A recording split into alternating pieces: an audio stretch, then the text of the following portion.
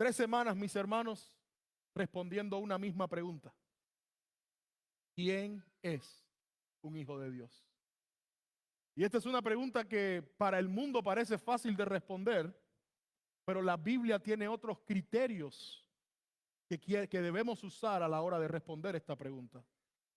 Hemos dicho que en nuestro estudio consecutivo y en nuestro estudio expositivo de la carta de Primera de Juan, el capítulo 3 de manera puntual es donde Juan responde esta pregunta para nosotros: ¿quién es un hijo de Dios?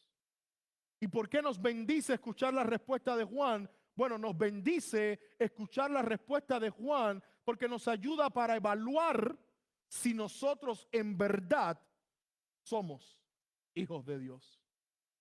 ¿Podemos decir que somos hijos de Dios? Sí.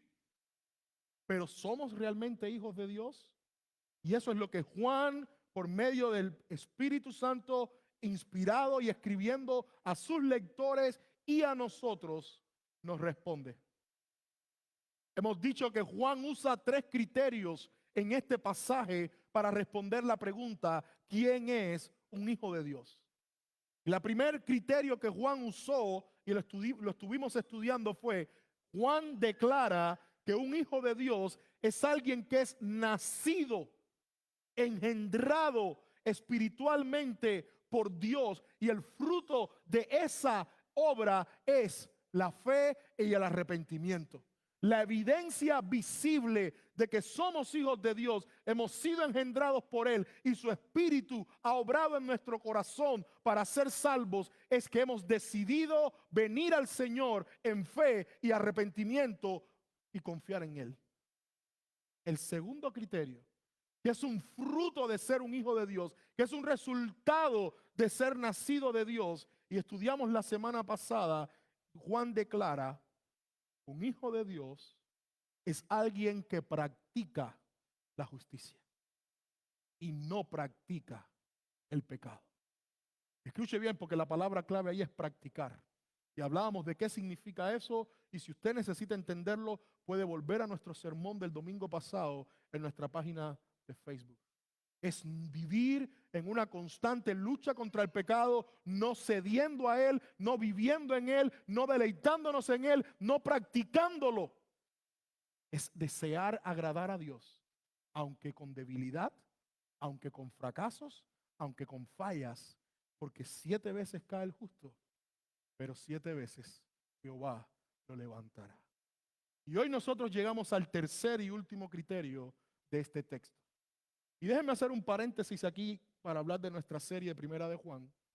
Es probable que no retomemos, que después que cerremos este capítulo 3, no retomemos esta serie hasta mediados del mes de enero. Pues el Señor ha puesto otras cosas en mi corazón y quiero ser obediente a eso. Así que vamos a quizás cerrar el capítulo 3 aquí y no volver a Primera de Juan hasta el mes de enero. Y Dios nos ayuda a que volvamos allí y terminemos nuestro estudio de este libro. Pero hasta aquí, los 10 sermones que hemos predicado de este libro, para mí en mi personal, han sido una bendición para mi propia vida espiritual. Yo oro al Señor que también lo sea en la tuya. Tercer criterio que Juan declara en este texto: un hijo de Dios es alguien que ama a su hermano. Si te puedes poner en pie conmigo, por favor, y buscar en tu Biblia Primera de Juan capítulo 3. Vamos a leer desde el versículo 9 hasta el versículo 24.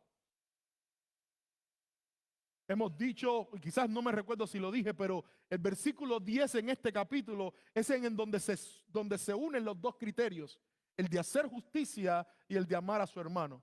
Y es asombroso cómo el Espíritu Santo inspiró a Juan. Primero escribió todo lo que tiene que ver con la justicia hasta el versículo 10.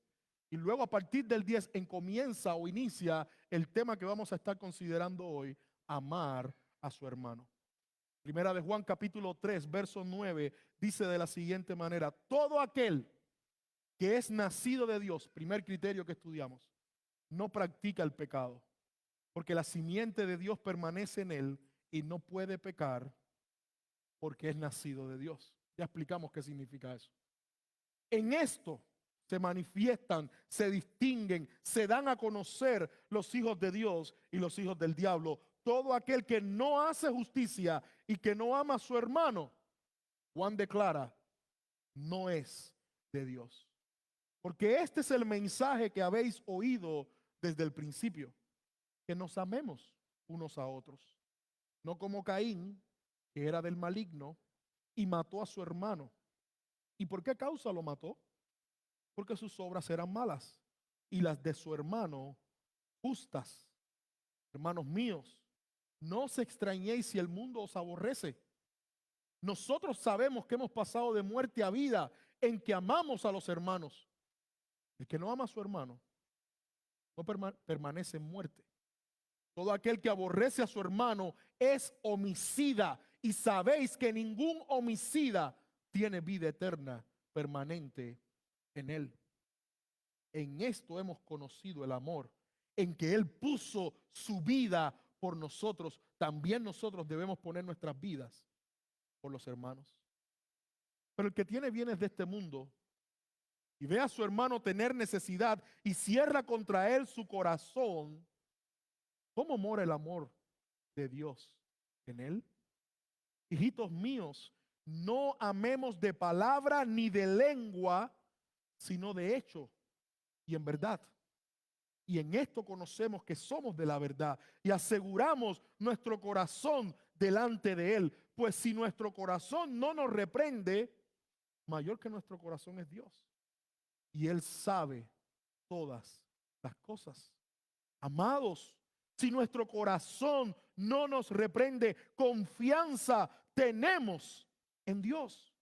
Y cualquiera cosa que pidiéremos, la recibiremos de Él, porque guardamos sus mandamientos y hacemos las cosas que son agradables delante de Él. Y este es su mandamiento, que creamos en el nombre de su Hijo Jesucristo y nos amemos unos a otros como nos lo ha mandado. Y el que guarda sus mandamientos permanece en Dios y Dios en él, y en esto sabemos que Él permanece en nosotros por el Espíritu que nos ha dado. Pueden sentarse y que el Señor bendiga su palabra. Hermanos, el punto de Juan en estos versículos, en este tercer criterio, es muy simple. Juan declara que el Hijo de Dios se distingue de este mundo por la forma en la que Él ama. Por la forma en la que Él ama principalmente a sus hermanos. El Hijo de Dios se distingue en este mundo y de los hijos del diablo por la forma en la que Él ama y principalmente por la forma en la que Él ama a sus hermanos. Desde que comenzamos hace 3 semanas el estudio de este capítulo, yo he sido bien enfático de cuál es mi oración, cuál es mi intención cuando estudiemos estos criterios que el apóstol Juan nos declara. Mi intención, mi amado hermano, es que podamos responder la pregunta, ¿quién es un hijo de Dios? Pero no desde nuestra opinión, no desde lo que nuestra abuelita nos enseñó, que dejemos que sean los criterios bíblicos quienes nos respondan quién es un hijo de Dios. Y usando esos criterios bíblicos, entonces podamos ¿qué? Examinar nuestro corazón, examinar nuestras propias vidas y Dios permita confirmar somos hijos de Dios. Pero ¿y si no? Y si aplicas estos 3 criterios a tu vida, y si aplicas estas 3 ideas de Juan a tu vida y te das cuenta que te falta, que no eres realmente alguien que ama a Dios, que ha nacido de Él y que practica la justicia, entonces mi meta es que sepas cómo puedes llegar a ser un hijo de Dios. Que sepas que puedes convertirte en un hijo de Dios al arrepentirte de tus pecados, al poner tu fe en Él, al volverte a Él y caminar con Él y nacer de Él por el poder de su Espíritu Santo. En este tercer criterio, el Hijo de Dios es alguien que ama a su hermano. ¿Qué es lo que nos enseña Juan de manera específica? ¿Qué nos dice Juan acerca de la forma en la que aman los hijos de Dios en estos versículos? Y creo que hay 2 ideas que quiero compartir contigo. La primera idea es, creo que Juan apunta al modelo que buscan los hijos de Dios, que siguen los hijos de Dios cuando buscan amar a sus hermanos. El modelo que siguen los hijos de Dios cuando se disponen a amar a sus hermanos. Mira cómo en el versículo 11, que es la transición al tema del amor, lo primero que Juan hace es recordarle a sus lectores el mensaje y el mandamiento que hemos recibido desde el principio. Porque este es el mensaje que habéis oído desde el principio, versículo 11, que nos amemos unos a otros. Si tú estás siguiendo la carta de Juan, nuestro estudio de la carta de Juan, o leyendo por tu cuenta la carta de Juan, tú sabes que esta no es la primera vez que Juan habla del amor. Cuando estábamos estudiando el capítulo 2, versículos 7 al 11, Juan ahí desarrolló ideas importantes acerca del amor. Ideas tan importantes como que quien no ama está en tinieblas y no en luz. Y de hecho, no es la última vez en estos versículos que vamos a escuchar hablar a Juan acerca del amor. Juan tiene mucho más que decirnos acerca del amor de Dios y del amor de unos a los otros más adelante en la carta. Pero el punto de Juan aquí con el amor, con el tema del amor en estos versículos, es mostrar un contraste. Es mostrar un contraste entre el modelo que los hijos de Dios siguen a cuando aman a la forma en la que este mundo lo hace. Hay dos modelos en estos versículos, si tú leíste con cuidado. ¿Cuáles son esos dos modelos? Caín y Jesús. El primer modelo que Juan utiliza en estos versículos es el modelo de Caín, y desde ahora lo voy a decir, es el modelo que este mundo sigue y los hijos del diablo también. Versículo 12. Después de recordar el mensaje y el mandamiento de amarnos unos a otros, no como Caín. En otras palabras, no practiques el mandamiento de amarnos como lo hizo Caín, que era del maligno y mató a su hermano. ¿Y por qué causa lo mató? Porque sus obras eran malas y las de su hermano justas. Caín es el primer homicida registrado en la Biblia porque mató a su hermano y lo sabemos. Génesis capítulo 4, después de la caída, no sabemos cuánto tiempo hay entre Génesis 3 y Génesis 4, pero lo que recordamos o lo que el autor Moisés trae inspirado por el Espíritu Santo para nosotros es que el primer efecto de la caída, del pecado en el corazón reinando de los hombres y de los seres humanos, es un acto tan horrendo como el homicidio, como la muerte de un hermano provocada por otro. Juan pregunta, ¿por qué causa lo mató? Y responde simplemente, bueno, porque las obras de su hermano eran justas y las obras de él eran malas. ¿Qué revelan las obras malas de Caín acerca de su condición? ¿Qué revela las obras malas de Caín acerca de sus acciones? ¿Revelan que actuó con rencor? ¿Revela que actuó con envidia? ¿Revela que actuó con odio? ¿Recordamos la historia? Ambos se presentan ante Dios ofreciendo a Dios. No se nos dice por qué, pero el patrón del texto es interesante. El patrón dice, y vio Dios y no aceptó Dios a Caín ni la ofrenda. Primero el que no aceptó fue a Caín, después fue la ofrenda. Y después dice que aceptó o vio con agrado a Abel y después su ofrenda. Y hermanos, no voy a especular porque el texto no dice más que eso. Hebreos 11 dice que fue por la fe. Hebreos 11 dice, por la fe, la ofrenda de Abel fue aceptada ante Dios. Probablemente lo que Dios vio fue fe en Abel y no fe en Caín. No lo sé. No voy a especular. Hay otras razones que otros estudiosos proponen. Pero lo que entendemos es que después de ahí, Dios tiene la misericordia de advertir a Caín. Pero sus acciones revelaban su rencor. Sus acciones revelaban su odio. Sus acciones revelaban su envidia. Hermanos, Caín es el modelo homicida que sigue este mundo en su falsa manera de amar.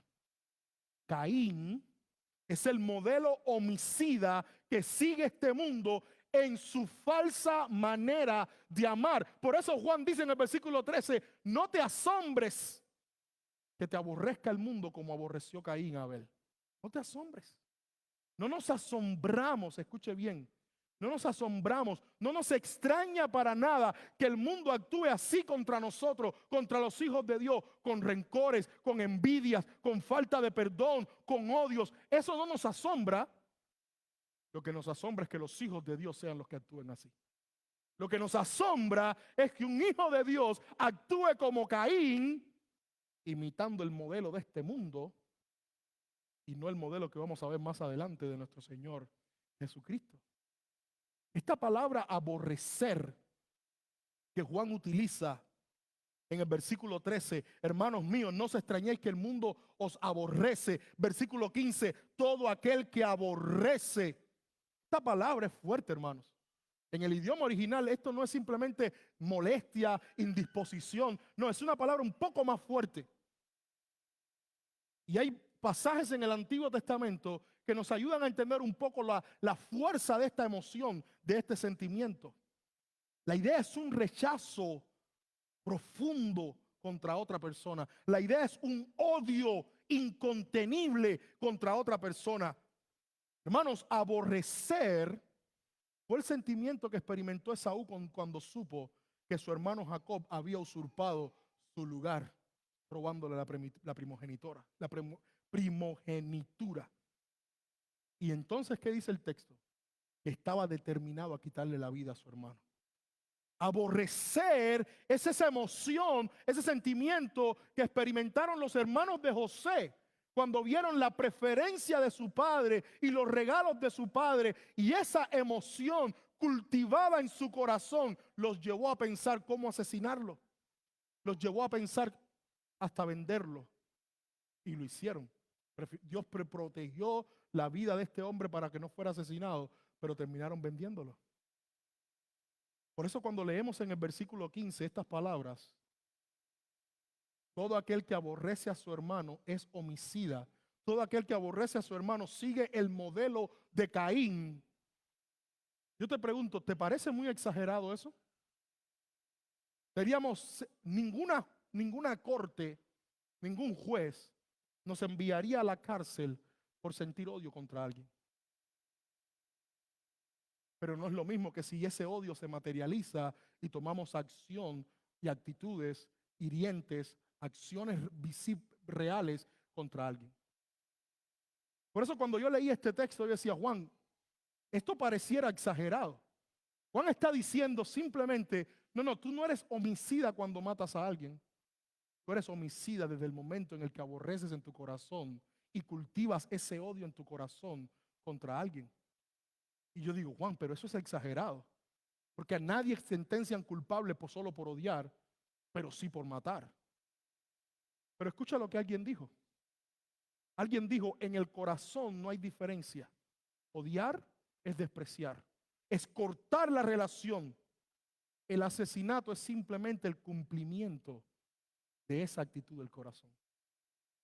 Y escúcheme bien, el hecho de que haya muchas razones por las que no estamos dispuestos a materializar esos sentimientos, no significa que no estén ahí los deseos de hacerlo.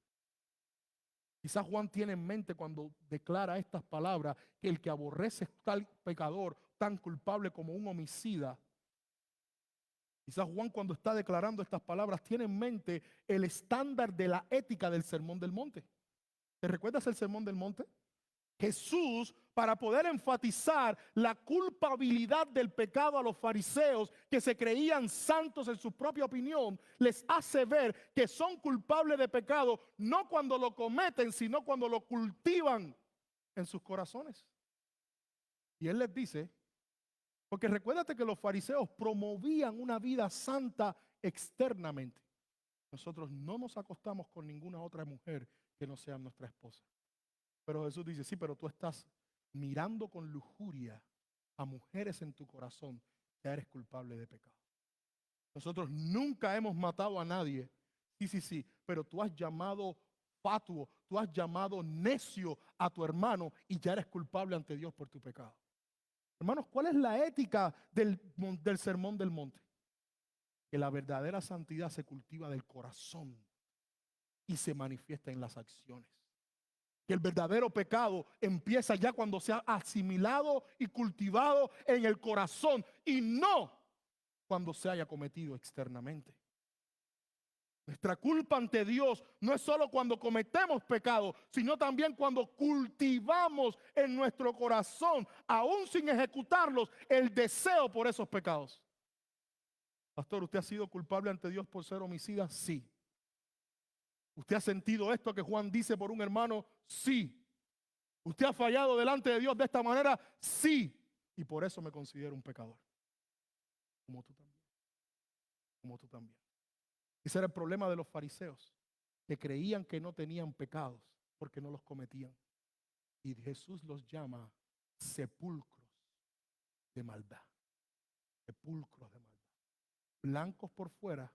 No lastimamos a nadie por fuera y por dentro odiando todo el corazón. Proverbios 26, hermanos, escucha esto. Mira lo que dice Proverbios 26, 24 acerca de este sentimiento profundo, doloroso, dañino. El que odia disimula con sus labios, mas en su interior maquina engaño. ¿No es así como a veces hemos actuado? Disimulando con nuestros labios, tratando de hacerle pensar a la persona que todo está bien, pero cultivando un rencor no real, un rencor poderoso contra esa persona, un odio real, justificado o injustificado, pero dañino en nuestro corazón. Juan nos está diciendo, escúcheme bien porque no quiero que nadie me malentienda. Somos tentados, tenemos una naturaleza pecaminosa que se inclina a actuar, a sentir, a pensar como Caín, pero somos hijos de Dios y tenemos su espíritu y hemos sido nacidos de Él. Y ahora entonces en el poder de Dios, con las fuerzas de Él, para la gloria de Él, entonces rendimos nuestro corazón, somos honestos ante Dios y nuestro corazón decide imitar otro modelo. No el de Caín, no el de su malicia, no el de su rencor, no el de su odio, no el de su envidia. El segundo modelo, como dice el versículo 16, el de nuestro Señor Jesucristo y su perfecto amor sacrificial. Esa es la determinación del Hijo de Dios. Eso es lo que distingue al Hijo de Dios. No es que Él no siente odio, es que Él no cultiva, Él no practica, Él no se acomoda a sentir eso en su corazón. Él sabe que Dios tiene algo mejor para Él. Y eso se llama perdón. Él sabe que Dios quiere sanar su corazón y ese sanar viene por medio del poder del Espíritu Santo que lo capacita, lo guía y lo mueve al perdón. ¿Dónde está el segundo modelo de Juan en este pasaje? Verso 16. Aquí está el contraste. Caín, con toda su manera de actuar, y el mundo siguiendo este modelo. Y ahora mira el versículo 16. En esto hemos conocido el amor, en que Él puso su vida por nosotros. Este es el segundo modelo, mi hermano. Y este es el que sí siguen los hijos de Dios. Los hijos de Dios son tentados a seguir el modelo de Caín, pero deciden en el poder del Espíritu Santo obedecer el modelo de Jesús. Yo no sé cómo poder expresar la importancia que esta frase tiene en el versículo 16. En esto hemos conocido el amor. Pero yo quiero hacerte pensar en esa frase. En esto hemos conocido el amor. Es como si Juan lo que estuviera tratando de decir es esto. Así es que se nos enseña cómo es que se ama de verdad. Esta es la forma correcta con la que podemos aprender a amar de forma perfecta. Otra manera de decirlo sería, si no es así, no es amor. Y no lo llames de otra manera. Y llámalo de otra manera. ¿Por qué esta frase es importante? Porque nuestros tiempos han sido muy influenciados por algo que se llama que lo tenía en mi mente y se me fue. Nuestros tiempos han sido muy influenciados por algo que se llama el romanticismo. Y el romanticismo ha elevado las emociones y las ha puesto como un sentido exclusivo para nuestro amor. Y hoy nosotros decimos cosas como esta: es que yo no siento ese amor. Es que ya yo no siento. Y nosotros hemos reducido, por la influencia del romanticismo, el amor bíblico a un sentimiento que viene y se va, que aparece y desaparece. Y viene un día la esposa y le dice: es que ya yo no te siento, yo no siento amarte como antes. Es que ya yo no siento que tú me amas. Y yo digo: espérate. Nadie ha dicho que el amor no envuelve emoción y sentimiento, pero no se limita. El punto de Juan es que el verdadero amor, aunque mueve las emociones, no se limita a ser exclusivo a las emociones. ¿Cómo lo sabemos? Porque es que en esto hemos aprendido a amar. En esto se nos ha enseñado cómo es que se ama. ¿Cómo, Juan? En que Él puso su vida por nosotros. No, Dios no nos enseñó que nos ama diciéndonos lo que siente por nosotros, sino mostrándote lo que estaba dispuesto a hacer por nosotros en la cruz del Calvario. Así hemos aprendido el amor, en que lo que sentimos nos tiene que mover a hacer cosas que lo acompañen.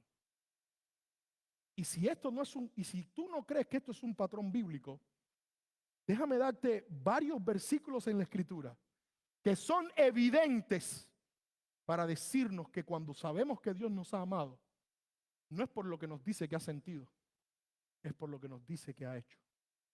Gálatas 2:20. Con Cristo estoy juntamente crucificado. Ya no vivo yo, mas vive Cristo en mí, dice Pablo. Ahora, lo que ahora vivo en la carne, lo vivo en la fe del Hijo de Dios. Ahora, mire esta frase en Gálatas 2:20. El cual me amó. Pablo, pero ¿cómo estás seguro que te amó? Oh, es que Dios mandó una paloma mensajera para decir lo que siente por mí. No. El cual me amó y se entregó a sí mismo por mí. Yo sé que me amó porque se entregó por mí.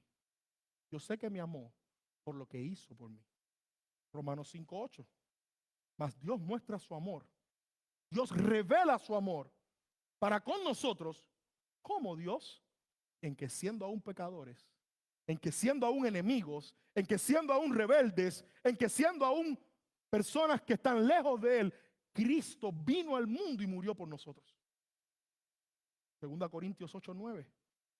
Porque ya conocéis la gracia de nuestro Señor Jesucristo. Ya conocéis la intención de favorecer que había en Cristo por ustedes, que por amor a vosotros, ¿qué hizo Cristo? Se hizo pobre, siendo rico, para que vosotros con su pobreza fuiseis enriquecidos. Él hizo algo para mostrarnos su amor y bendecirnos. ¿Y cómo no mencionar Juan 3:16? Yo luchaba si ponerlo o no. Yo decía, si no lo pongo me van a regañar. Porque de tal manera amó Dios al mundo, que sintió tantas mariposas por el mundo. No. Y acuérdate que la palabra mundo aquí tiene que ver con rebeldía, tiene que ver con pecado, tiene que ver con el sistema que está lejos de Dios y está gobernado por Satanás. Dios amó a su criatura que están en este mundo, lejos de Él. ¿Cómo? Dando a su Hijo unigénito, para que todo aquel que en Él cree no se pierda, mas tenga vida eterna. El verdadero amor no excluye las emociones, hermanos. No quita lo que sentimos, hermanos, pero no se queda ahí y no se limita ahí. El verdadero amor actúa para beneficio, para bendición del objeto o del ser amado. Y en esto hemos aprendido cómo se ama. En esto hemos aprendido cómo amar. Y si no es así, no es amor. No lo es. Paréntesis aquí. Matrimonios. Si no es así, llámale de otra manera, manipulación, control, pero no es amor. Si no es así, llámale de otra manera, beneficio, cualquier otra cosa, pero no es amor. Si no va envuelto de acciones que muestren lo que sentimos, no es amor. No es amor. Porque en esto hemos aprendido, en esto se nos ha enseñado, en esto hemos conocido el verdadero amor. Dios perfecto amándonos a nosotros. Sí, sintiendo gracia y misericordia por nosotros, pero moviéndose a actuar para beneficio y bendición y salvación de todos nosotros. ¿Y entonces cómo amamos? ¿Y entonces cómo lo hacemos? Juan lo añade, verso 16. Si en esto hemos conocido el amor, en que Él puso su vida por nosotros, ¿qué es lo que nos toca? ¿Qué es lo que nos toca siguiendo el modelo de amor de Cristo a la hora de amar? También nosotros debemos poner nuestra vida por los hermanos. Ese es el punto. Nosotros deberíamos estar dispuestos a tomar acciones visibles que muestren nuestro amor por nuestros hermanos. Yo debería estar dispuesto a renunciar a una noche de películas de descanso para ir a socorrer a un hermano que necesita conversar. Yo debería estar dispuesto a romper el círculo de privacidad, al círculo de amistad y traer a otros a Él para que sean bendecidos. Yo debería estar dispuesto a tomar acciones visibles y no simplemente decir, hermano, cuánto le quiero, cuánto le amo. La iglesia evangélica en general somos muy buenos diciéndonos cómo nos amamos, pero muy pocos estamos poniendo en práctica con acciones. Personas pueden llegar a tu casa para tomar un café. Puedes invertir tiempo en personas para caminar con ellas. ¿Estás dispuesto a manejar a aquellos que viven más lejos, quizás en Nágata, quizás en Waterbury, quizás más allá, para ir a visitarlos y saber cómo están? Esas son acciones que muestran que estamos dispuestos a dar nuestra vida o a privar nuestra vida para amar a otros. Y amado hermano, nuestra iglesia es bendecida en las muchas formas en las que nos amamos, pero no debemos descuidar. Debemos seguir siendo intencionales en mostrar nuestro amor al que llega. Cuando nos sentamos en los eventos especiales, yo se lo he dicho, cuando llegas al evento especial y te vas a sentar, ¿con quién decides sentarte? ¿Con el nuevo que llegó que no conoces y que quizás va a ser una noche un poco aburrida porque no sabes cómo conversar con él, qué temas hablar? Pues esa es tu muestra de amor por ese pecador, para que se sienta a gusto en este lugar y pueda experimentar el amor de Dios. Así mostramos el amor. Y Juan nos va a hablar ahora más adelante, no quiero adelantarme, así vamos a ver maneras prácticas de mostrar ese amor. Pero vaya pensando en eso. ¿Cómo mostramos nuestro deseo de privar o de sacrificar? No, nadie te está pidiendo que mueras por nadie, tranquilo. Eso no es lo que Jesús quiere. Muere a la hora de privarte de cosas para mostrar tu amor a otros. Eso es lo que Jesús te está pidiendo. Charles Spurgeon, hacía rato no mencionaba a Charles Spurgeon, porque Carlos como que se adueñó de Charles Spurgeon con sus predicaciones. Así que yo dije, vamos a dejárselo a Carlos un rato, pero esto que dijo Charles Spurgeon encaja perfecto en lo que Juan nos está tratando de comunicar aquí a la hora de imitar el modelo de Jesús en nuestra manera de amar. Charles Spurgeon dijo lo siguiente, presta atención: cristiano, tu religión reclama que tú ames como tu Señor amó. Tu religión reclama que tú ames como tu Señor amó. ¿Cómo puedes imitarlo si tu amor es diferente? ¿Cómo puedes imitar a tu Señor si tú amas diferente a tu Señor? Y si no amas como tu Señor, estás amando como Caín. O amas como Jesús o amas como Caín. O imitas el modelo de Jesús amando sacrificialmente, genuinamente, o estás imitando el de Caín, siendo hipócrita, siendo rencoroso, odiando en tu corazón. Y vuelvo a repetir, todos por nuestra naturaleza pecaminosa vamos a ser tentados a amar como Caín. Vamos a ser inclinados a odiar con todo nuestro corazón a los que nos lastiman y nos hacen daño. Pero por el poder del Espíritu nos vamos a rendir a Dios en oración y vamos a anhelar que Él forme en nosotros a Cristo y su modelo de amor para los que nos han herido, para los que nos han lastimado y para los que nos han hecho daño. Yo no quiero que salgas de aquí condenado sintiendo que porque sientes eso está mal. Lo que yo quiero que salgas de aquí es que si sigues sintiendo eso y no quieres cambiarlo y no lo traes a Dios en oración y no lo quieres entregar, entonces tú estás cultivando eso en tu corazón y eres homicida. Delante de Dios eres culpable. Los hijos de Dios, como Juan nos enseña aquí, tienen un modelo, hermanos. Tienen un modelo que siguen a la hora de amar a sus hermanos, el de Cristo. El de Cristo. Pero querer ese modelo los lleva ahora a buscar maneras específicas de amar.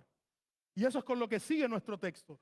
Maneras Y esa es nuestra segunda idea importante que quiero compartir en el texto. Maneras que buscan los hijos de Dios de amar a sus hermanos. Versículo 17 y versículo 18. Leo para ustedes. Pero el que tiene bienes de este mundo y ve a su hermano tener necesidad y cierra contra él su corazón.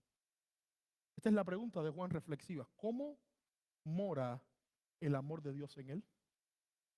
Continúa, hijitos míos, no amemos de palabra ni de lengua, sino de hecho y en verdad.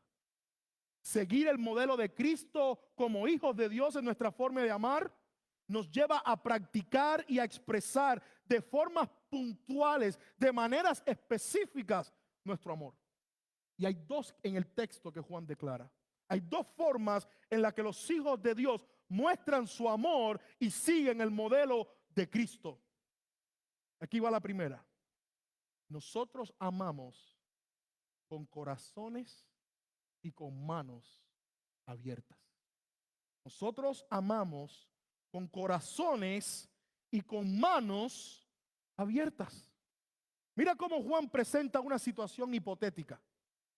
Y esta situación hipotética es para poner en práctica lo que él nos acaba de decir. Cómo amar según el modelo de Cristo. La situación, mire los elementos que Juan añade. Pero el que tiene bienes de este mundo y ve a su hermano tener necesidad. Miren el contraste. Tiene los recursos, hay una necesidad. Y Juan entonces ahora dice, y cierra contra él tu corazón. Hermanos, yo no sé si tú lo sabes, quizás no, pero mucho de nuestro Nuevo Testamento es un eco de citas directas o indirectas de pasajes del Antiguo Testamento. Y cuando yo estaba estudiando este texto y viendo la relación entre el texto y el Antiguo Testamento, encontré un pasaje precioso en donde pareciera que Juan tiene en mente ese pasaje cuando está escribiendo estas palabras, porque el lenguaje es casi literalmente igual. Escucha cómo las palabras de Juan son un eco de las instrucciones de Moisés en Deuteronomio capítulo 15, versos 7, 8, 10 y 11. Yo te animo a que si tienes un papel, si estás escribiendo en tu Biblia, le pongas al lado a estos versículos esos textos. Deuteronomio 15, del 7 al 8, y Deuteronomio 15, del 10 al 11. Y ahora escucha lo que dice Moisés al pueblo de Israel cuando va a entrar a ser prosperado y bendecido en la tierra prometida.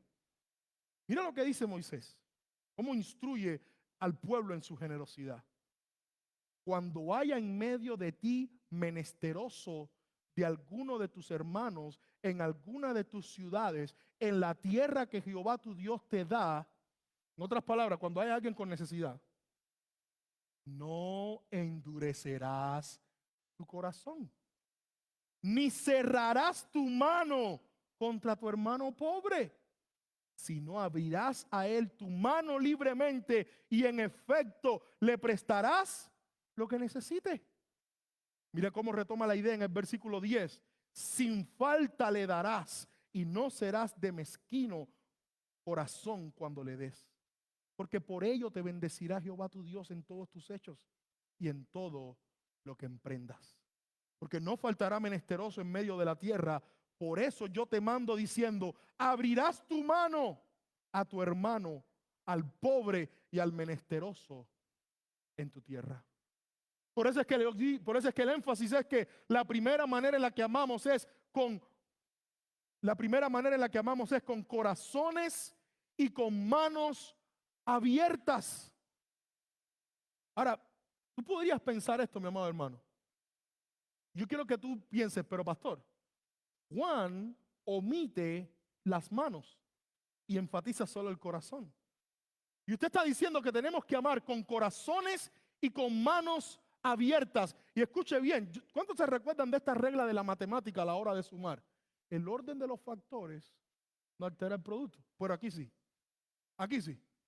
No importa si pones el 2 primero y el 5 después, te va a dar 7. Está bien. Aquí sí.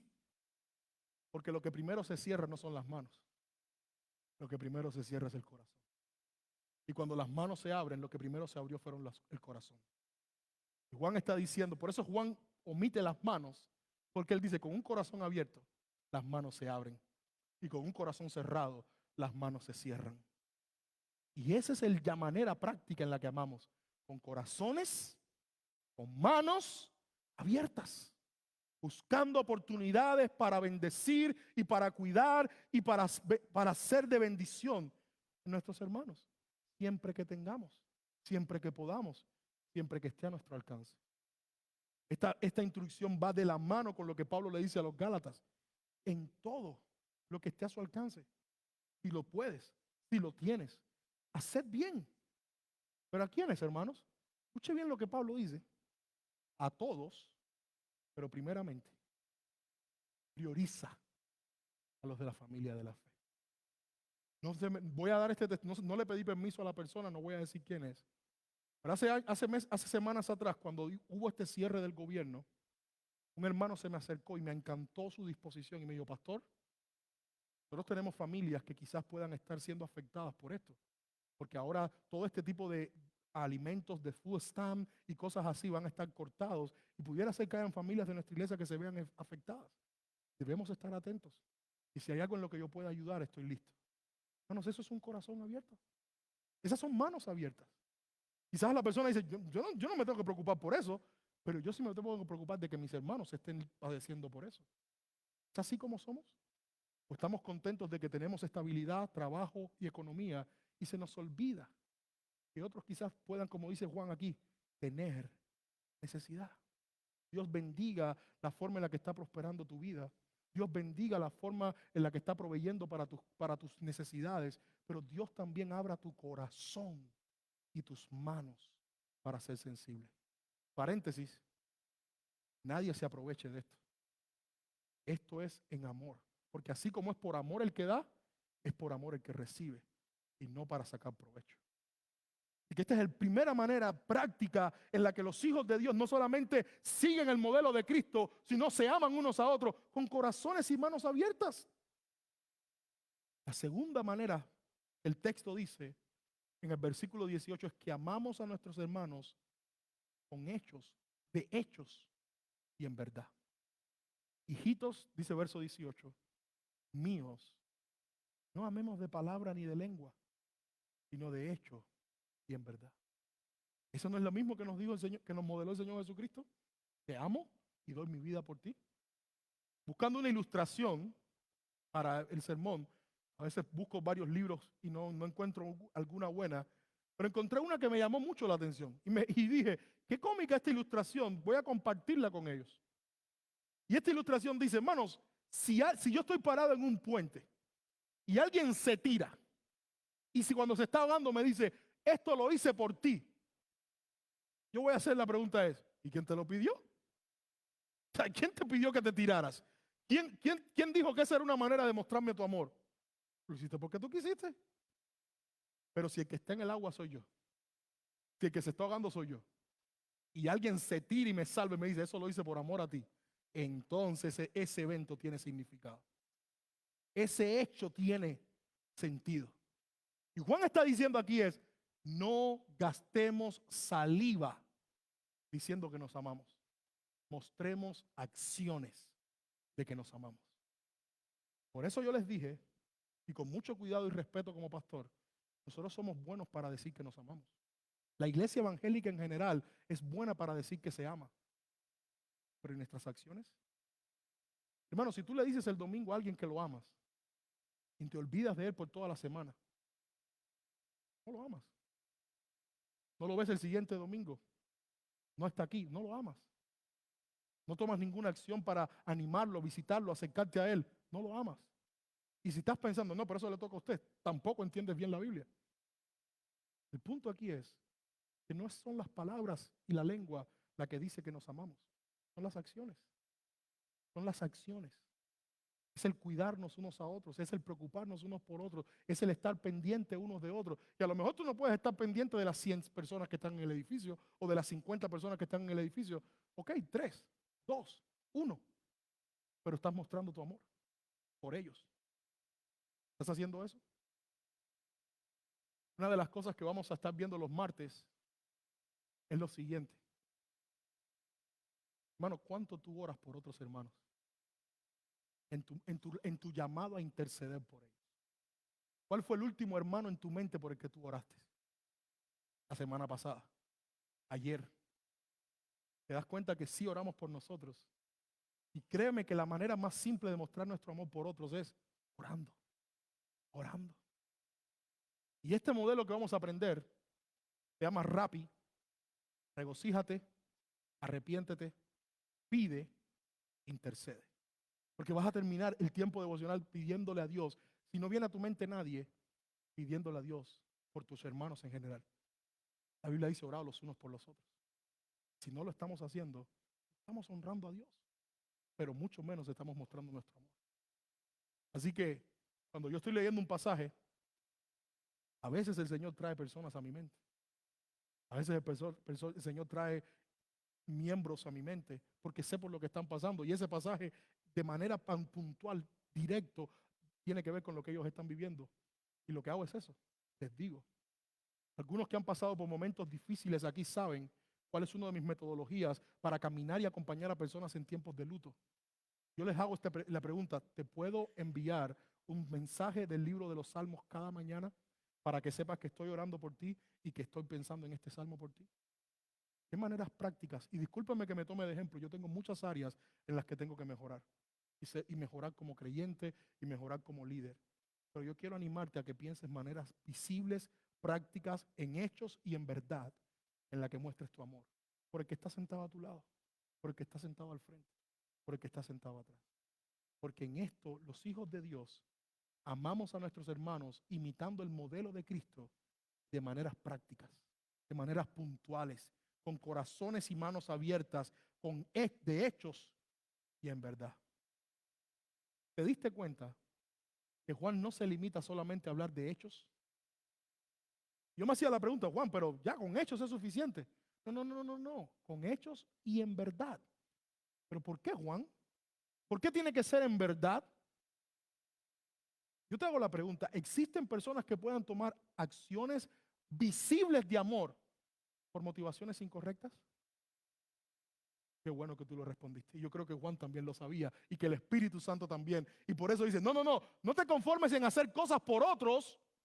Asegúrate que tu motivación cuando estás haciendo eso es en verdad. Es para bendecir, es para amar. No es para sacar provecho, no es para buscar crédito, no es para que la gente lo sepa. Es para mostrar que amas a tu hermano. Y yo decía, Señor, pero tú tienes que darme pasajes en la Biblia porque ya la iglesia sabe que yo soy bíblico. Y yo no puedo pararme ahí a decir eso sin un pasaje que lo sostenga. Y hermanos, ¿te acuerdas de 1 Corintios 13? Versículo 1 al 3. Mira lo que Pablo dice en un contexto donde el amor tiene que primar y ser puesto en práctica entre hermanos. Mira lo que Pablo dice, mira los 3 escenarios donde Pablo dice, yo puedo hacer esto y si no lo hago motivado por la verdad en amor, no sirve de nada.